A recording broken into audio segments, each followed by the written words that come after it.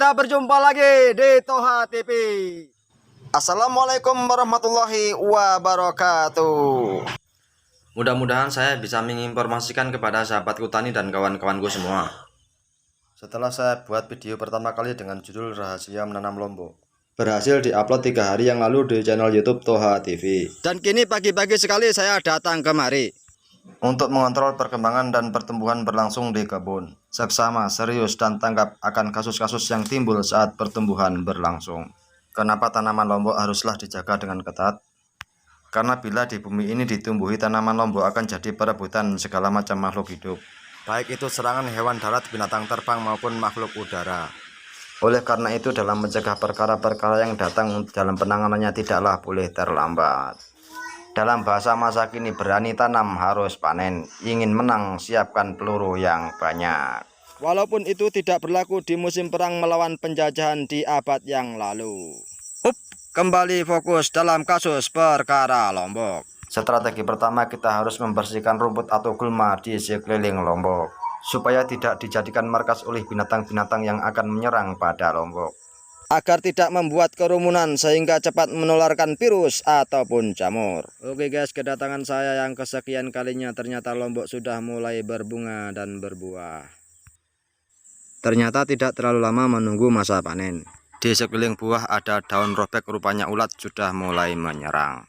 Namun itu tidak perlu khawatir bila mana obat sudah tersedia.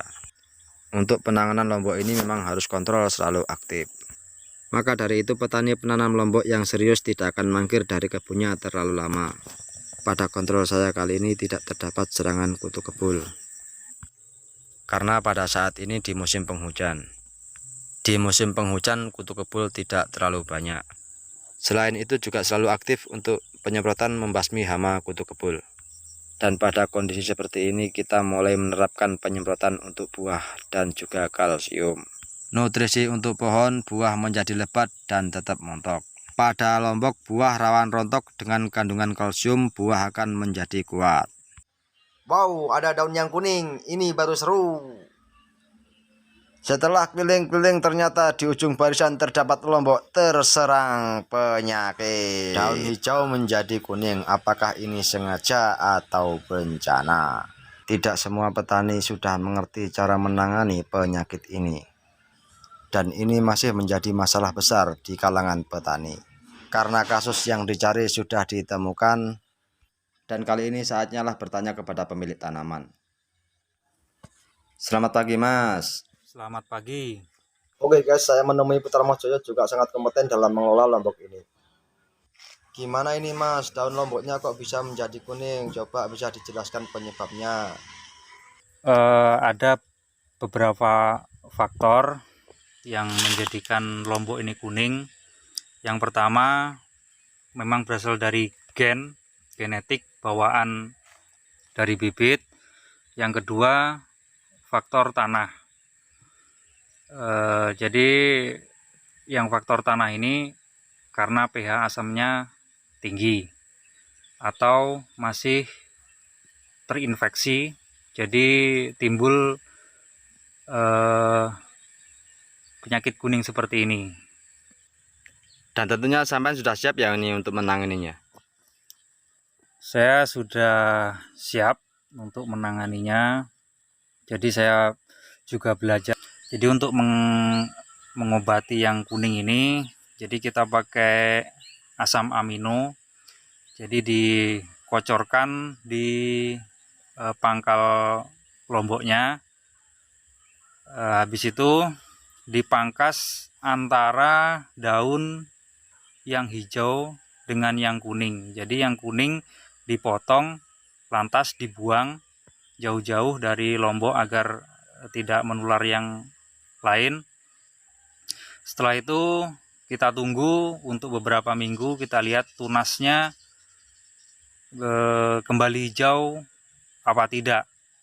Kalau tidak kembali hijau, ya dengan terpaksa harus dicabut karena kita minimalisir serangan serangan penyakit kuning ini agar tidak menular ke yang lain. Kira-kira ada teknis lain nggak Mas selain dipangkas? Saya sambil mencoba dan riset, ini ada yang tidak saya pangkas, tapi saya kocor dengan asam amino. Hasilnya alhamdulillah, walaupun tidak pulih 100% seperti semula, namun masih kelihatan sehat, masih ada hijaunya, tidak terlalu kuning. Oh, yang ini ya, ini kelihatan ini. Oh, Iya, ini iya, ini iya. bekasnya yang kemarin kuning ya. Ya, ya, ini contohnya ini. Ini ya sobat, daunnya yang tadinya warnanya kuning sekarang mulai menghijau, tinggal ada bintik-bintik kuning saja. Lama-lama pun akan menghijau seperti ini. Ini sih selain penyakit kuning, kayaknya yang lain aman-aman aja. Apakah dulu ada serangan-serangan hama gitu, Mas? Ada sekitar 1 bulan setelah tanam kemarin, atau sekitar tinggi 2 jengkal, ada serangan ulat dan kebul. Jadi untuk ulat ini yang diserang terutama pada daun. Terus untuk kebulnya ini sembunyi di balik daun lomboknya ini. Oh, gini Mas, gimana sampean bisa tahu awalnya datangnya serangan kutu kebul ataupun serangan ulat? Setiap hari, jadi lombok ini harus dikontrol, terutama untuk malam hari. Ini untuk ulat. Jadi ulat ini keluarnya yang paling banyak ini di malam hari. Jadi kita harus telaten, harus rajin untuk mengontrol terutama di malam hari. Karena ulat ini yaitu dia paling sering keluarnya di malam hari. Terus itu gimana penanganannya, Mas? Saya menggunakan insektisida jenis Cleansect. Saya campur dengan Dimolis sesuai dengan aturan dosis. Jadi untuk penyemprotannya kita lakukan di malam hari karena ulat keluarnya di malam hari. Sekitar mulai penyemprotan jam 7 malam sampai selesai. Gimana serangan itu, volume kecil atau besar? Saking hebatnya serangan, jadi saya lakukan penyemprotan dengan rotasi ya, 3 hari sekali saya semprot. Alhamdulillah 3 kali penyemprotan ulat dan kutu kebul bisa dibilang tuntas. Oke Mas, terima kasih informasinya. Gitu aja, mudah-mudahan lancar seterusnya, aman, sukses, amin. Amin. Oke, dan saya mohon izin untuk melihat-lihat lomboknya kembali.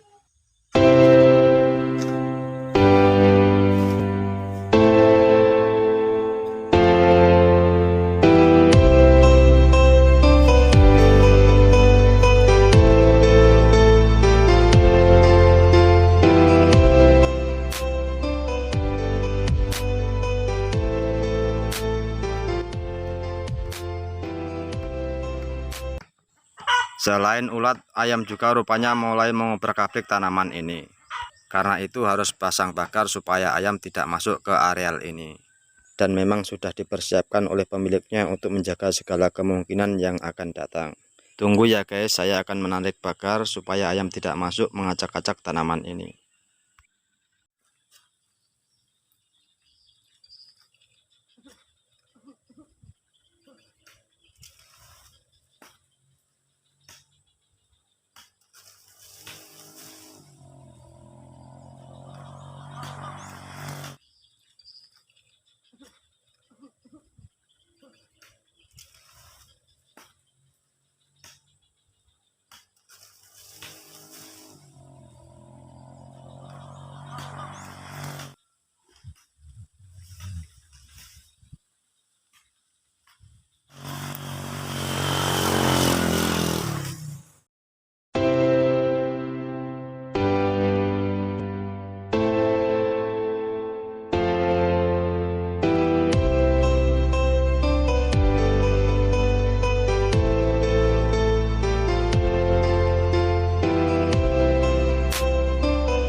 Kita bertemu lagi di Toha TV.